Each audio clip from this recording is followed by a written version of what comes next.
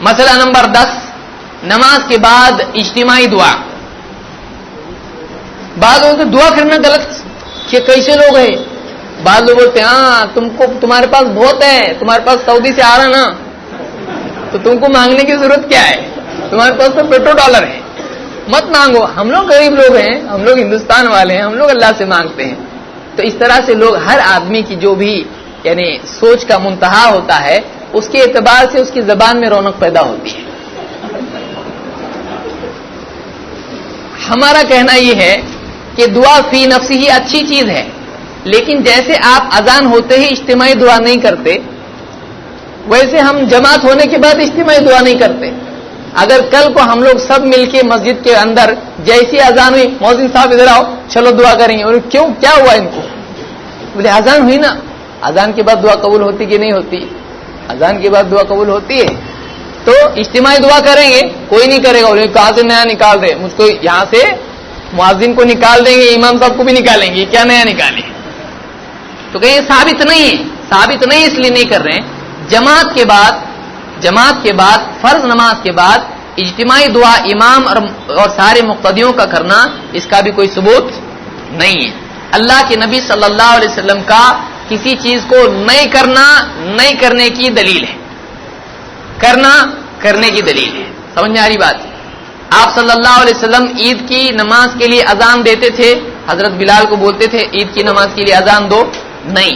اگر آج ہم تھوڑا سا زیادہ دین کی اصلاح کرنے جائیں اور اذان دینے لگے، لوگ ماریں گے پکڑ کے کہ عید کے دن کہاں سے اذان نکالے تم نے. اور بولے زیادہ لوگ آتے نا، آج تو زیادہ ضروری ہے اذان، اور ٹائم معلوم نہیں رہتا لوگوں کو عید کا کیا ہے، تو آج تو زیادہ ضروری ہے اذان دیں گے. چلے گا؟ نہیں چلے گا. کیوں؟ اللہ کے نبی صلی اللہ علیہ وسلم نے 5 نمازوں کے لیے، جمعہ کے لیے اذان دی، لیکن عید کے لیے اذان نہیں ہوتی تھی. تو اپنی طرف سے ہم اچھا سمجھ کے اگر کچھ نکالتے ہیں، یہ دین میں برا ہے. اللہ کے نبی صلی اللہ علیہ وسلم فرماتے ہیں کل بدعۃ ضلالہ وکل ضلالۃ فی النار. امام النسائی نے اس کو روایت کیا ہے، اور دوسرے صحیحین میں بھی فرق کے ساتھ یہ روایت آئی ہے کہ ہر بدعت گمراہی ہے اور ہر گمراہی کا انجام جہنم کی آگ ہے. تو بدعت جو ہے دین میں نہیں نکالنا ہے. تو اجتماعی دعا کے بارے میں بعض لوگوں کو شبہ کیا ہوتا، اب یہ مسئلہ ہے کہ بعض اوقات مطلق روایات سے مقید مسائل اخذ کیے جاتے ہیں. اکثر اہل بدعات کا یہ طریقہ ہوتا ہے. یہ ایک بہت بڑا مسئلہ ہے، اس کو میں کسی درس میں مستقلاً واضح مثالوں سے کروں گا، لیکن اس کو پھر بھی اس کو سمجھ لیں چونکہ مسئلہ آیا ہے.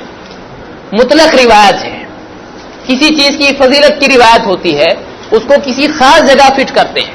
مثال کے طور پر دعا کرنے کی فضیلت، دعا کرنا اچھی چیز ہے، تو اب اس کو فرض نماز کی جماعت کے بعد میں اجتماعی دعا کرنا، ایک خاص شکل کے ساتھ، ایک خاص قید کے ساتھ، ایک خاص حیت کے ساتھ وہ دعا کرتے ہیں. تو یہ بدعت ہوا. کیوں؟ دعا اپنی جگہ اچھی چیز ہے. لوگوں کو لگتا ہے دعا غلط ہے. کیا دعا غلط ہے؟ نہیں. مثال کے طور پر فاتحہ، سورہ فاتحہ، ہم فاتحہ کی فرضیت کے قائل ہیں. فاتحہ دینا فرض ہے، لیکن کہاں؟ نماز میں. فاتحہ دینا کہاں فرض ہے؟ نماز میں. کھانے پہ دینا فرض نہیں ہے، بلکہ ثابت نہیں، بدعت ہے. تو جو جہاں کرنا ہے وہاں ہم کریں، جہاں نہیں آیا وہاں نہیں کریں گے. کھانے پہ فاتحہ دینا ثبوت ہے؟ نہیں ہے. لیکن امام کے پیچھے ہو، اکیلا ہو، نماز میں قیام کی حالت میں سورہ فاتحہ پڑھنا فرض ہے، رکن ہے نماز کا. تو لوگ یہ کہتے ہیں سورہ فاتحہ پڑھنا غلط ہے. کیا قرآن خوانی کرنا ہمارے نزدیک بدعت ہے. لوگ کہتے ہیں کہ قرآن خوانی، قرآن ہی تو پڑھتے نا، اور کیا پڑھتے اس میں؟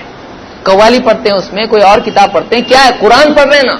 تو قرآن پڑھنا غلط ہے کیا؟ لوگوں کو قرآن پڑھنا دکھائی دیتا ہے، لیکن یہ نہیں دکھائی دیتا ہے کہ قرآن اس طرح سے پڑھنا غلط ہے. قرآن اس طرح سے پڑھنا غلط ہے. اس کی ایک مثال میں آپ کو دیتا ہوں، آپ کو سمجھ میں آئے گا. کلمہ پڑھنا کتنا اچھا ہے، لا الہ الا اللہ محمد رسول اللہ، اچھا ہے نا؟ ٹھیک ہے. اذان ہماری ہوتی ہے، اینڈ میں کیا ہوتا؟ اللہ اکبر لا الہ الا اللہ. اب کسی کو بہت دل میں غم آ گیا، ایک دم بولو کیا ہے، اپنے اذان کا کلمہ آدھا. آخر میں کیا ہو رہا ہے؟ اللہ اکبر، اور اینڈ میں آخری کیا ہے جملہ؟ لا الہ الا اللہ. اگر کوئی مؤذن وضو وغیرہ کر کے عطر بطر لگا کے پگڑی باندھ کے بولے اللہ اکبر لا الہ الا اللہ محمد الرسول اللہ الصلاۃ والسلام علیکہ یا رسول اللہ، رکھیں گے اس کو اذان کے لیے؟ اذان کے لیے نہیں رکھیں گے. اس کو لوگ بولیں گے کیا کر رہا تو، کون سی اذان دے رہا ہے؟ نہیں، 14ویں صدی میں. بولیں گا پورا کلمہ کمپلیٹ کیا نا میں نے، 1400 سال میں نہیں ہوا. لا الہ الا اللہ آدھا ہے، تم نبی کے دشمن ہو اس لیے محمد رسول اللہ سے منع کر رہے ہیں. محمد رسول اللہ پڑھنا غلط ہے؟ نہیں، اس کے بغیر تو مسلمان نہیں ہو سکتا. بولے میں بول رہا نا، وہی تو بول رہا اذان میں، غلط کیا ہے؟ تو کیا اس کو اجازت ملے گی؟ نہیں ملے گی. کیوں؟ اس لیے نہیں کہ محمد رسول اللہ کے ہم دشمن ہیں، اس لیے کہ محمد رسول اللہ یہ جملہ جو ہے اذان کا آخری جملہ نہیں ہے. جب ہمارے نبی نے یہیں تک ہم کو سکھائے، ہم بھی وہیں تک کریں گے. جو بولنے لگا ہے لا الہ الا اللہ وہ بولیں گے، جو نہیں بولنے دیا یا اس زمانے میں نہیں ہوتا تھا محمد رسول اللہ، نہیں بولنا اسی میں شرافت ہے. تو لا الہ الا اللہ پہ اذان ختم ہونا چاہیے یا محمد رسول اللہ پہ؟ ظاہر بات ہے آپ دوسرا کچھ بولنے کی گنجائش ہی نہیں ہے. بڑے سے بڑا کٹر سے کٹر بدعتی بھی آدمی کیا بولتا ہے، ارے آخری اینڈ تو اذان لا الہ الا اللہ پہ ختم ہوتی. لیکن محمد رسول اللہ غلط ہے؟ نہیں. کوئی اس کو جوڑ دے تو صحیح ہوگا، غلط ہوگا؟ غلط ہوگا. کیوں؟ اس لیے کہ اذان ایسی ہے تو دین ایسا ہی ہے. اذان اگر نبی صلی اللہ علیہ وسلم جیسی بتائی ویسی ہے تو پورا دین ویسا ہی ہے. جب اذان میں نہیں تبدیلی کر سکتے ہیں، نہیں جوڑ سکتے ہیں، کچھ تو اچھی سونے کی اینٹ لا کے بھی نہیں جوڑ سکتے ہیں، اچھا سا جملہ لا کے بھی نہیں جوڑ سکتے ہیں، تو ایسا ہی دین میں کہیں بھی نہیں جوڑ سکتے ہیں. تو امام صاحب جب دعا کر رہے ہیں نماز کے بعد میں اجتماعی دعا، لوگ ہم سے پوچھتے ہیں یہ بتاؤ رفع الیدین آخر تک کیے کیا ہے؟ لیکن دعا جو ہوتی فرض نماز کے بعد اس میں کوئی پوچھتا نہیں ہے کہ ہمیشہ کرتے تھے کہ نہیں کرتے تھے. اس میں تو ہم یہ پوچھتے ہیں ایک بار تو بھی کیے کیا؟ وہاں ہم کو کیا بولتے ہیں اس میں غلط کیا ہے؟ اس میں غلط کیا ہے؟ اس میں غلط یہی ہے کہ یہ چیز اللہ کے نبی صلی اللہ علیہ وسلم نے نہیں کی. جس کو تم دین سمجھ کے کر رہے ہو وہ اللہ کے نبی صلی اللہ علیہ وسلم دین سمجھ کے نہیں کرتے تھے. اس لیے اجتماعی دعا کرنا جماعت کے بعد میں یہ بدعت ہے. اس کے بارے میں ایک روایت نقل کی جاتی ہے کہ اللہ کے رسول صلی اللہ علیہ وسلم نے فرمایا، کہتے ہیں کہ ما رفع قوم اکفہم، جو بھی قوم اپنی ہتھیلیاں اٹھاتی ہے، اپنے ہاتھ اٹھاتی ہے، الی اللہ عز وجل یسألونہ شیئا، اللہ کی طرف ہاتھ اٹھا کے اللہ سے کچھ مانگتی ہے، الا کان حقا علی اللہ ان یضع فی ایدیہم الذی سألوہ، تو اللہ پر حق ہے کہ جو کچھ انہوں نے مانگا ہے وہ ان کو دے. تو کہتے دیکھو دعا اجتماعی مانگنے کی دلیل ہم کو مل گئی، لیکن اس میں نماز کے بعد کی دلیل نہیں ہے.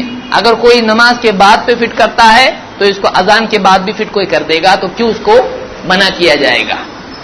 اس روایت کے بارے میں پرابلم یہ ہے کہ اس روایت میں شیخ الالبانی کہتے ہیں اس میں ویعقوب ابن مجاہد ھذا، ایک راوی اس میں یعقوب ابن مجاہد کہتے لم اجد لہو ترجمہ، یہ اس کا ترجمہ، اس کا ذکر اسماء و رجال کی کتابوں میں ہی نہیں ہے. یہ اتنا مشہور آدمی ہے کہ اس کا نام ہی کوئی لے رہا نہیں ہے، کوئی پہچانتا ہے کہ کون ہے یہ ہے کون، یہ معلوم ہی نہیں لوگوں کو. فیما وقفت علیہ من المصادر وهو من غیر مشہورین من شیوخ الطبرانی، طبرانی نے جن سے روایت کی ہے ان میں یہ مشہور ہی نہیں ہے، معلوم ہی نہیں ہے کون ہے، معتبر ہے نہیں ہے، کہاں رہتا تھا، کیا کچھ بھی معلوم نہیں ہے. دوسری بات، اس کا دوسرا راوی ہے شداد ابن سعید ابو طلحہ الراسی بھی ہے البصری. ابن حجر رحمۃ اللہ علیہ فرماتے ہیں صدوق یخطی، یہ سچا تو ہے لیکن غلطی کرتا ہے، لیکن ایک چین میں دو پرابلم آ رہے ہیں اور ایک مسئلہ اس میں ہے. اس کا تیسرا راوی ہے الجریری کے بارے میں شیخ الالبانی ہی نے کہا ہے ضعیفہ میں، اس کا نام سعید ابن ایاس ہے اور یہ شیخین کے روات میں سے ہے، لیکن حافظ ابن حجر کہتے ہیں ثقہ اختلط قبل موتہ بثلاث سنین، کہ 3 سال پہلے، مرنے سے 3 سال پہلے اس کی یادداشت خراب ہو چکی تھی. شیخ الالبانی کہتے ہیں فلعلہ حدث به فی اختلاطہ، شاید اس نے اپنے اختلاط ہی کے دور میں یہ حدیث بیان کی ہو. کیوں؟ اس لیے کہ فخالف فی لفظ الحدیث فقد رواہ ثلاثۃ من الثقات عن ابی عثمان بلفظ، کہتے ہیں کہ یہ روایت یہ الگ بیان کر رہا ہے، اسی سند سے 3 اور راوی معتبر ہیں، وہ کچھ اور ہی بول رہے ہیں اور یہ کچھ اور ہی بول رہا ہے.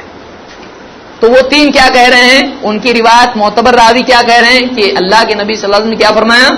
ان ربکم حی کریم یستحیی من عبدہ اذا رفع یدیہ الیہ ان یردہما صفرا، کہ تمہارا رب بڑا حیا والا ہے، بڑا سخی ہے، بندے کے بارے میں حیا کرتا ہے، اپنے بندے سے حیا کرتا ہے کہ جب بندہ اپنے دونوں ہاتھ اس کی طرف اٹھائے تو ان کو خالی ہاتھ لوٹا دے۔ یہ انفرادی کے بارے میں ہے، اس نے غلطی سے اس کو کیا کر دیا؟ اجتماعی کے بارے میں۔ تو تین ثقات اس کو انفرادی کے اعتبار سے روایت کرتے ہیں، لیکن یہ اس کی یادداشت خراب ہے، اس کے اوپر کا راوی اس کا بھی پرابلم ہے، اور ایک راوی پرابلم ہے، اس میں تین پرابلم ہے، اس لیے یہ روایت دلیل نہیں بن سکتی ہے۔ اللہ تعالی ہم کو مزید علم حاصل کرنے اور اس کے مطابق عمل کرنے کی توفیق عطا فرمائے۔ عید کی نماز کے بعد اجتماعی دعا ثابت ہے یا نہیں؟ عید کی نماز کے بعد اجتماعی دعا جو ہے وہ خطبے میں ہے، عید کی نماز کے بعد خطبہ ہوتا ہے، اس میں اجتماعی دعا کرنا چاہیے۔ ممبر سے اتر کر یا الگ سے بیٹھ کے اجتماعی دعا کرنا میرے علم میں کوئی ایسی دلیل نہیں ہے۔ سبحان اللہ بحمدہ، سبحانک اللہم وبحمدک، اشہد ان لا الہ الا انت، استغفرک و اتوب الیک۔